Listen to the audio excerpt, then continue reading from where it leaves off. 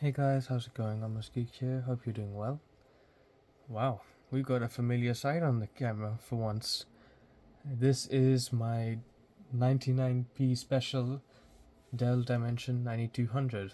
And for those of you who haven't watched the video, it's at the top right. But the story goes with this thing. It was a eBay auction that nobody bid on for some reason. These things are in incredible demand for some reason now. Even the cheaper, shorter versions like the Dimension 5150, the E510, and others of this style, excuse me, are literally going up for hotcakes. Everybody's watching them and trying to buy one for some reason, but yeah, I digress. It's a weird thing that's going on. The reason you guys haven't seen this thing very often is just because I've actually been doing a bit of experimentation on it. Since the original video, and since the last time I used this thing, it's been, well, I last used it in around September of last year, so it's been sitting around for quite a while. And basically today's video is just that we want to upgrade this thing to the max and see what happens.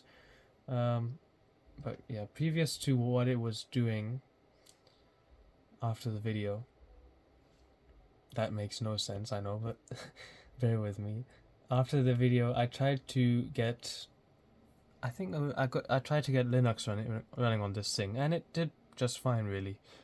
It was okay in speed, and that's kind of the reason I'm doing this upgrade video anyways. But I wasn't really too happy with it, and then later on I also tried doing a NAS setup, and that also worked out okay. It was fine, but the read and write speeds were not so great, and the network thing was pretty bad at the time, so it wasn't that successful. But I was able to get this thing into a working NAS, which was cool. And what I learned from that, I will be applying to my Dell Precision that you guys have still yet to see. I know I made a really crappy old video on it, and I didn't even show what I was doing with it, but I will make a remake of that. But yeah, I know I'm blabbing already, but before I become into an endless chain of blabbering nonsense, why don't we try and see how this thing is doing right now. It has been upgraded to 8 gigs of RAM, and I probably will mention that later, being me as always. And this video will be recorded over a few days, so do excuse that. And yeah, let's stop talking for once and try and see how it does now. Jeez. Alrighty, here we have the machine all set up as usual, and I thought I'd get the old HP monitor out rather than using the silly AOC thing. It's just off to the side here, and what I want to show you guys before we start tinkering with it and changing a few things is the specs, so that you guys can hopefully remember what this thing came with. And a few things have actually changed since the last video. First off, this thing now has 8 gigs of RAM rather than, I think it was 4. It says unknown here for some reason, which is very strange, but it is basically 8 gigs with 4 sticks of 2 gig sticks. DDR2, 800 megahertz, which is pretty good. I mean, it's helped a lot with this machine, and especially since we're running Windows 10 now, it is kind of a need to have now rather than having 4 gigs and suffering real bad. Hopefully we'll be changing these two here. Right now we are still running the E6400 in it and the GT610, which, yeah, what is going on? Shut up, man. Yeah, make some funny hard drive sounds. We won't be changing the drives out, and one thing I do want to notice here is how the temps of the CPU temps will change, because right now on idle-ish we're getting around 24 degrees Celsius, which is, wow, that is real low. Under load it gets around to maybe 40 to 50 degrees, which is okay, you know, that's really not bad at all. Drive temps are not great, 41 and 39, really not good considering this is a proper tower. GPU temps are 48. I think we will notice that the Radeon will also be running a bit warmer than this, and yeah. Now that I've shown you this stuff, let's try and see one more thing, because I've already shown you guys how this thing was able to play games back on Windows 7. So I think I'll just show you the benchmark, because I didn't show that last time, and let's see what happens. Alright, here we go. Let's start this thing and see what happens. I don't think it'll get too bad, even in its current state. The CPU is not the fastest thing in the world, but we have a good amount of RAM, and the graphics are not bad at all, really. There is one thing I will do, just to check how it is now, and that is YouTube, because it will have changed a tiny bit thanks to the amount of RAM. Oh yeah. Hopefully I don't mess this bit up. Now let's go a bit forward and see what... Actually, no, let's see what it does for the GPU. Is it gonna start? There we go. 159, 182, 193, 198, 204. Wow. Not the highest, definitely not the highest, but not bad at all. Drives will not be the greatest, even though we're running at RAID 0. Oh wow, that is not as good as I thought it was. 421. Wow, I am quite surprised. Looks like the hard drive was the issue here, but still, I thought we'd get at least 500-ish, but I guess not. Now, let me show you how YouTube plays, and then we will shut down the machine and get started on the upgrades. Here we go. Okay, now for the somewhat boring part of the video. We're gonna do the CPU swap, which is off to the side, still in the packet, haven't even unpacked it yet. This is gonna be super easy to do thanks to Dell's mostly toolless design here. This thing is so shaky, oh my gosh. But yeah, let's start off by taking off the SATA cable here. This one is for the Blu-ray drive at the top, and we'll have to take this off as well, undo the GPU bracket. There are two screws, which are, there's one down here.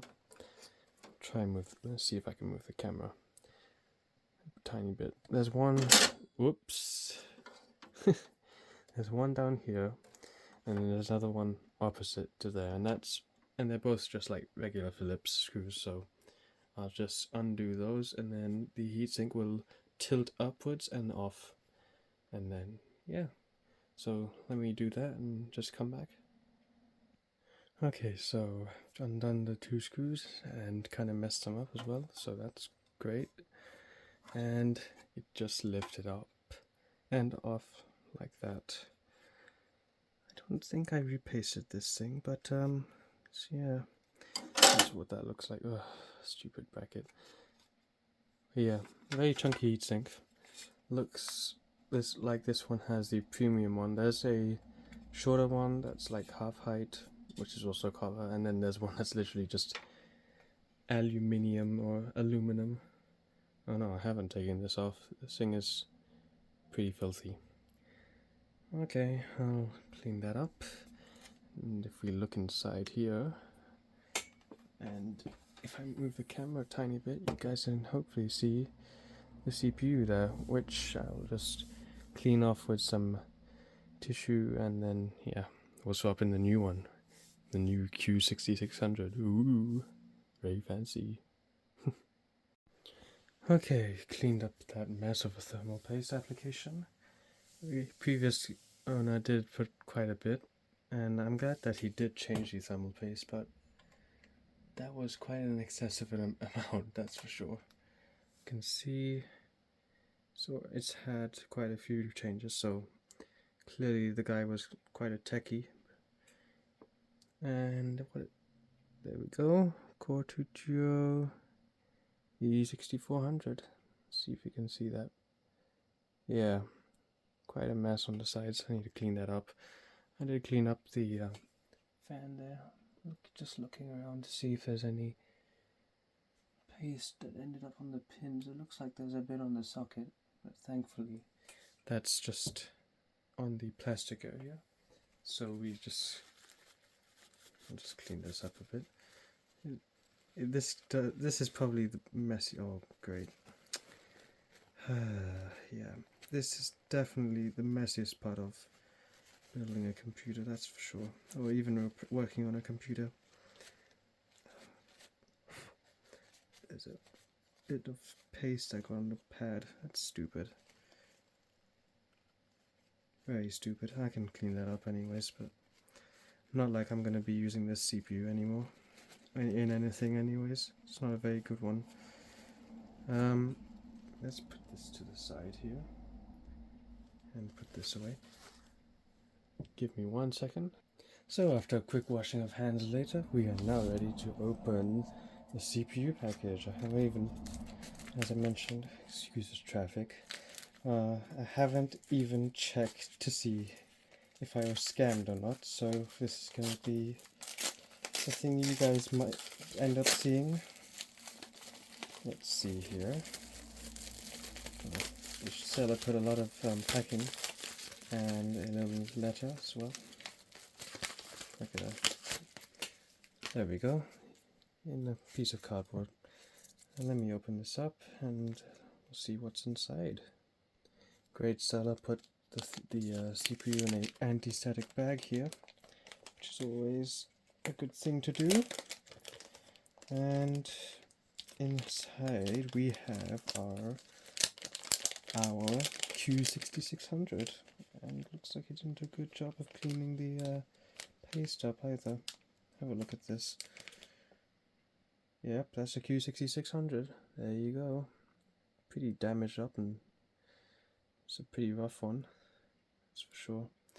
Just clean up the edges a bit and plop that in. Hopefully it should work.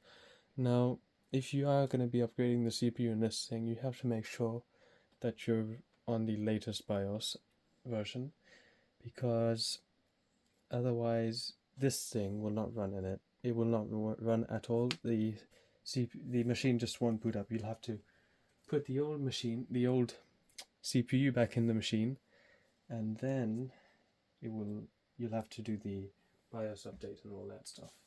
So yeah, I'll just clean up the edges and then we'll plug it in there and show you how to do that.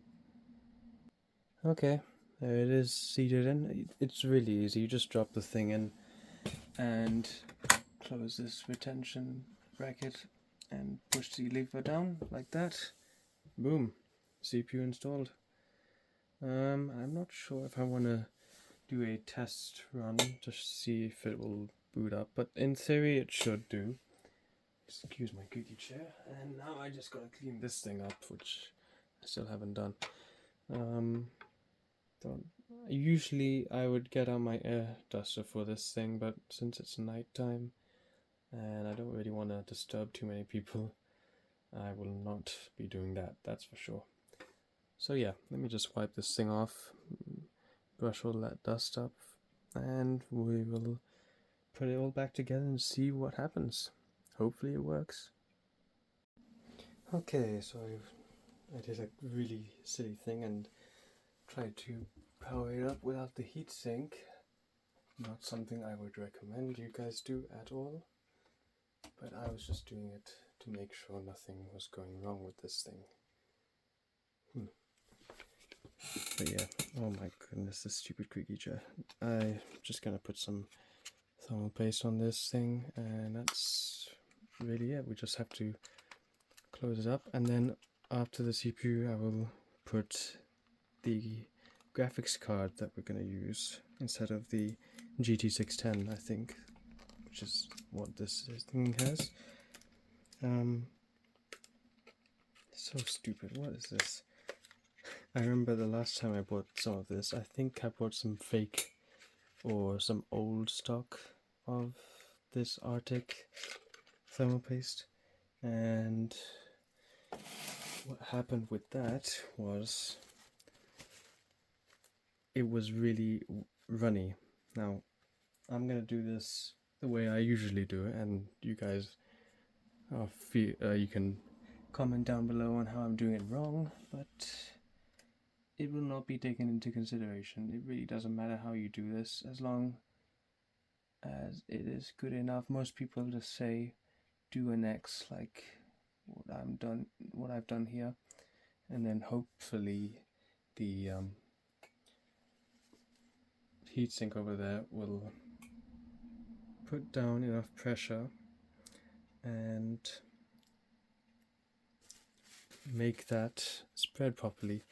What happens in some cases is it doesn't spread properly and the heatsink just makes it an absolute mess, like what I think happened to the previous owner with all that all the thermal paste around the edges and all that. But now we just do the easy part. You stay in place with that, and you just slot it in there and just tighten the thing up with the right size screwdriver, of course, and then that will do that. Give me a second. There we go. I can feel the sniffles coming in. This silly GPU bracket thing is really bugging me. I wish I could I can take it off, can I? Yeah, I can. I'm not going to use a full-size card in this thing anyway, so it shouldn't matter too much. And that thing should be securely down now. Yeah. There we go, tighten up. Other thing you can do is just push down on it while you're screwing it in. Yeah, cool. Epic. Now, this is where things get pretty easy as well. I'm gonna readjust the camera, and then hopefully you guys will see what I'll be doing next. Okay, so this is quite an easy thing to do. To change any card in this thing, you don't have to mess with screws or anything, because Dell have provided this really nice chunky GPU bracket here. Yeah, you can kind of see. All you got to do here is just push up or pull down on this blue lever here, and then that'll remove a notch, and the thing should just pop out. I think it looks like, yeah, there you go, like so. Epic.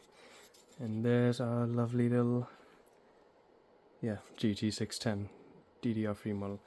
I will be putting this thing into the Packard Bell machine, as I like to have my computers with a HDMI, just so I can use them on the TV or anything like that, and it will make my life much more easier. Oh, whoopsie daisy. We're going to be putting my lovely radeon in it, but I forgot to change the bracket back to the full size one, so bear with me while I do that. There we go, got the bracket on, like so. Oh my days, this thing is annoying me. I am so clumsy, honestly. Jeez. But yeah, it's pretty easy to install. You just slot this in there into the PCIe slot, and then once it's in line, you give it a firm push and make sure that's in like that, so that it closes properly. Yeah, all good. And you just shut that, and that's all done. That's the upgrade all done. Didn't take that long, did it? No. Hopefully the thing boots up and everything.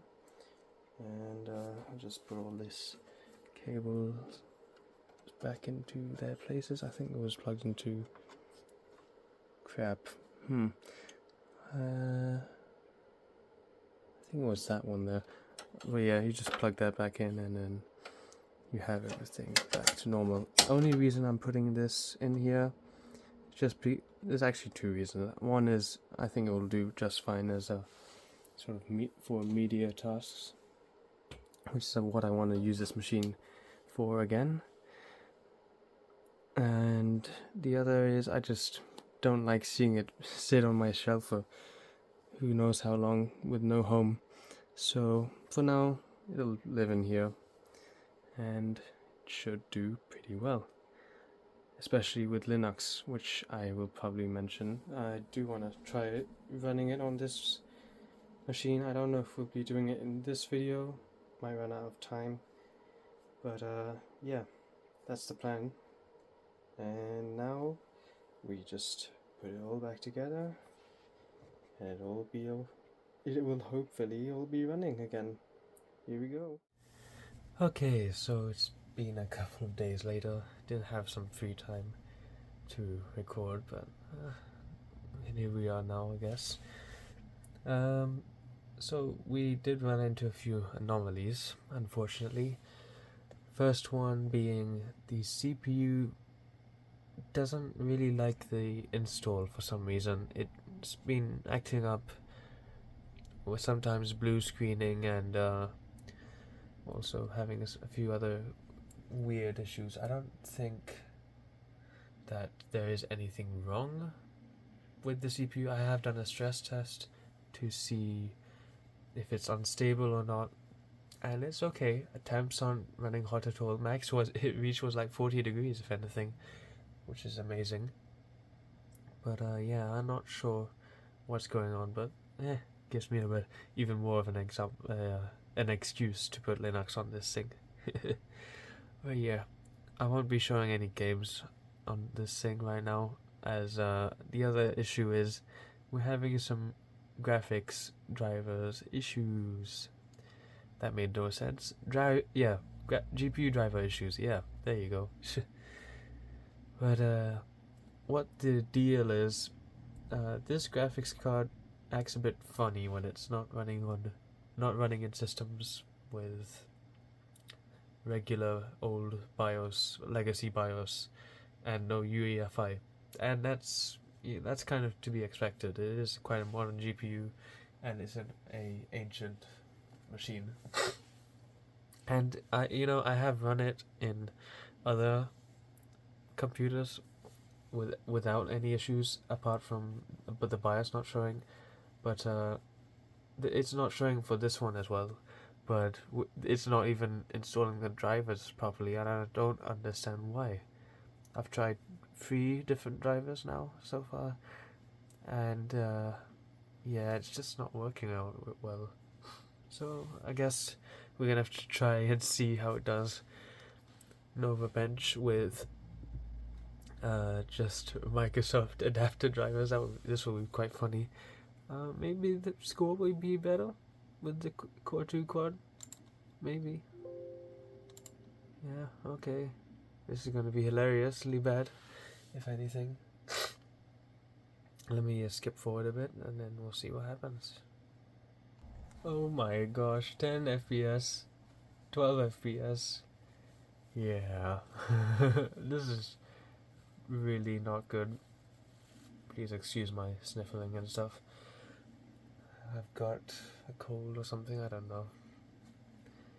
Stupid things. And what do we get? 525. I believe that's higher than the what we got I know the CPU did quite much better, that's for sure. Um, I did mention it earlier, but I don't understand what's going on with this install of Windows. It's like the whole machine is being insanely slow for some reason, just because of the hard drive. So I'm gonna have to do a bit of snooping around on the RAID configuration and things, see what's up, and I'll definitely be putting some other form of OS on this thing. It's just not really that fun to use right now. Probably might even put the old GPU back in. We'll see. Yeah, I think we should now wrap up the video, right? Let's do that. Alrighty guys, we've come to the end of the video, finally. I know a lot of my computer videos are quite long, but I can't help it guys. There's a lot of stuff to share with you, and it's an interest that I really like, so whatever. But yeah, I'm glad that we've been able to nearly max this thing out. The last few little things we could do is probably put in built-in Wi-Fi and a USB-free card to help with the media center thing I had planned for it. And yeah, I do want to try and maybe turn this into a Plex server or something. I know it's not the most efficient computer to use, but I like this tower a lot, and I don't really want to get rid of it, considering how much value there is nowadays for one of these, and just because it just looks so cool, man. It's a freaking full tower that was pretty much the most high-end dimension that you could get back in the day. So I think it will be staying in the collection, just like the custom 775 machine I have as well.